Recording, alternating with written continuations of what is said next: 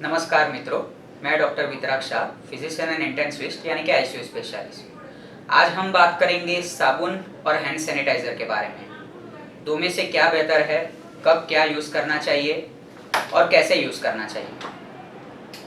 तो सबसे पहले हम बात करेंगे हैंड सैनिटाइज़र के बारे में। हैंड सैनिटाइज़र अलग अलग तरह के होते हैं।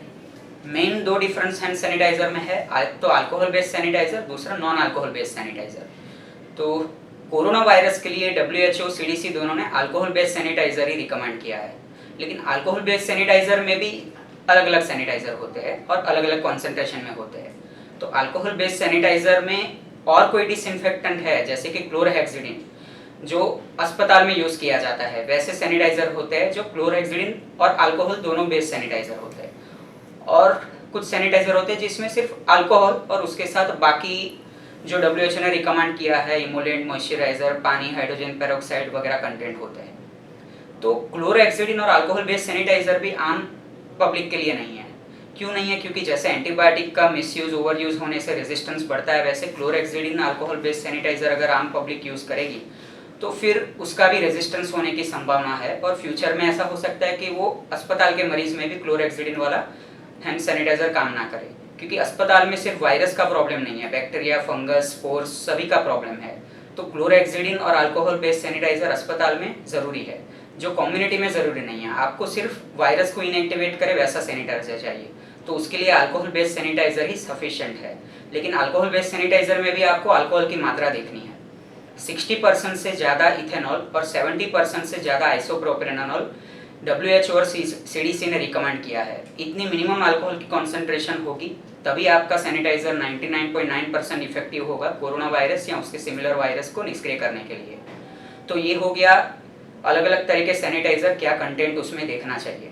लेकिन अभी इसको कैसे यूज़ करना चाहिए वो भी इम्पोर्टेंट है। आपने सही सैनिटाइज़र खरीद तो लिया, लेकिन अगर सही तरीके से यूज़ नहीं किया तो वो कोई काम नहीं करेगा।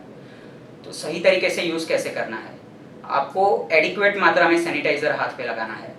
एडिक्वेट मात्रा में मतलब बहुत ज़्यादा लगाएंगे तो वो जल्दी से सूखेगा नहीं, बहुत कम लगाएंगे तो सभी एरिया में अप्लाई नहीं कर पाएंगे। तो एडिक्वेट वॉल्यूम में लगाना है और WHO के जो 7 स्टेप्स ऑफ हैंड वॉशिंग है उसको फॉलो करना है। 20 से 30 सेकंड तक आपको अपने हैंड को रब करना है। 20 से 30 सेकंड तक रब क्यों करना है? क्योंकि 20 से 30 सेकंड तक रब करेंगे, 20 से 30 सेकंड मिनिमम आपका सैनिटाइज़र बाकी जर्म्स के साथ कांटेक्ट में आएगा तो वो उसको निष्क्रिय करेगा। उसके पहले अगर आप उसको टिश्यू पेपर से या टॉवेल से अगर पोंछ दोगे तो वो काम नहीं करेगा। उसको 20 से 30 सेकंड मिनिमम चाहिए, तो तब तक आपको हैंड रब करना है, उतनी देर में वो ड्राई हो जाएगा। और आपको ध्यान रखना है WHO के 7 स्टेप्स को फॉलो करना है, जो कि आपको सैनिटाइज़र को हथेली के आगे का हिस्सा, पीछे का हिस्सा, दोनों उंगली के बीच वाला हिस्सा, दोनों हाथ के अंगूठे, दोनों हाथ के फिंगर टिप्स, ये सभी को कवर करना है 20 से 30 सेकंड में। तो ये हो गया आपको सैनिटाइज़र कैसे यूज़ करना है। अभी हम आएंगे साबुन और पानी। साबुन और पानी और सैनिटाइज़र में बेहतर क्या है? तो डेफिनेटली साबुन और पानी और सैनिटाइज़र में साबुन और पानी ही बेहतर है, क्योंकि सैनिटाइज़र आपका लिमिटेड जर्म्स पे काम करेगा और साबुन और पानी आपका सभी जर्म्स पे काम करेगा। और जर्म्स के अलावा आपके हाथ की गंदगी, आपके हाथ में अगर ऑयली होंगे और कोई पानी या फ्लूइड लगा होगा और आपके हाथ पे कोई भी केमिकल लगा होगा, पेस्टिसाइड लगा होगा, अगर ये सब कंडीशन में आपका सैनिटाइज़र इफेक्टिवली काम नहीं करेगा, लेकिन साबुन और पानी से आपका हाथ इफेक्टिवली काम करेगा और बाकी सब जर्म्स का भी वो निष्क्रिय कर देगा।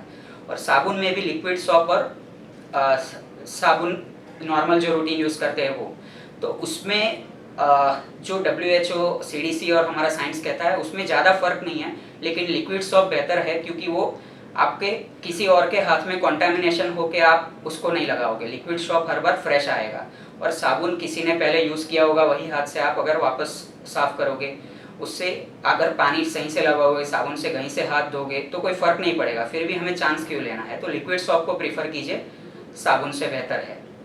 और साबुन का और फ़ायदा क्या है? साबुन और पानी से हाथ धोने में पानी मैकेनिकल फोर्स की तरह भी काम करेगा। तो साबुन से हाथ धोने से पहले पानी से ही आपका मैकेनिकल फोर्स से आधे जर्म्स तो निष्क्रिय हो जाएंगे, गंदगी हाथ की निकल जाएगी, और उसके बाद साबुन लगाएंगे तो बाकी जर्म्स भी निष्क्रिय हो जाएंगे। तो कौन सी कंडीशन है, कौन से जर्म्स है, वहाँ पे हैंड सैनिटाइज़र काम नहीं करता और साबुन काम करता है। तो कुछ प्रकार के जो प्रोटोजोआ है यानी कि क्रिप्टोस्पोरिडिया, बैक्टीरिया के स्पोर्स है, बैसिलस और क्लोस्ट्रीडिया, ये जो बैक्टीरिया स्पोर्स पैदा करते हैं, और कुछ बिना कवच के नॉन एनवेलप वायरस है, ये सब के अगेंस्ट हैंड सैनिटाइज़र आपका बहुत अच्छे से काम नहीं करता है, तो उसके लिए साबुन और पानी होना ज़रूरी है। तो कोरोना वायरस के लिए आपका हैंड सैनिटाइज़र चलेगा, लेकिन और कोई कंडीशन जिसमें आपको बाकी बैक्टीरिया या बाकी प्रोटोजोआ, स्पोर्स ये सब का भी खतरा है, उसमें आपको साबुन और पानी यूज़ करना पड़ेगा। तो ऐसी कंडीशन कब होती है?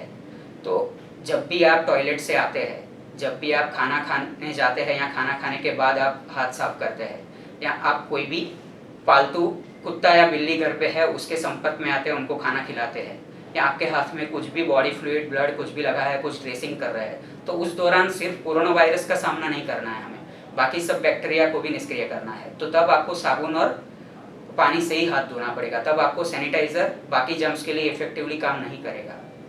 तो दोस्तों, समरी में मैं आपको बताना चाहूँगा, साबुन और पानी सैनिटाइज़र से बेहतर है। जब भी आपके हाथ गंदे हैं या वायरस के अलावा बाकी बैक्टीरिया का भी खतरा है, ऐसी कंडीशन है, तब साबुन और पानी यूज़ कीजिए।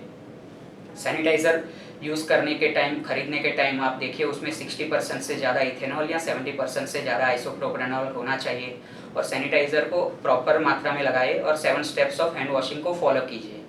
और जब भी आप सैनिटाइज़र या साबुन से हाथ धोते हैं 20 से 30 सेकंड तक उसको टिश्यू पेपर या टॉवेल से पोंछना नहीं है। अगर आप ये सब स्टेप्स फॉलो करेंगे तो 99.9% जर्म्स निष्क्रिय कर देंगे और आपको कोरोना वायरस का संक्रमण होने का खतरा, हाथ से कोरोना वायरस और कहीं पे फैलने का खतरा कम रहेगा। आपको और भी कोई ज़्यादा जानकारी जाननी हो कोरोना वायरस के बारे में या और कोई बीमारी के बारे में और डिटेल्स में जानना हो, तो आप मुझे डायरेक्ट भी कांटेक्ट कर सकते हैं। धन्यवाद।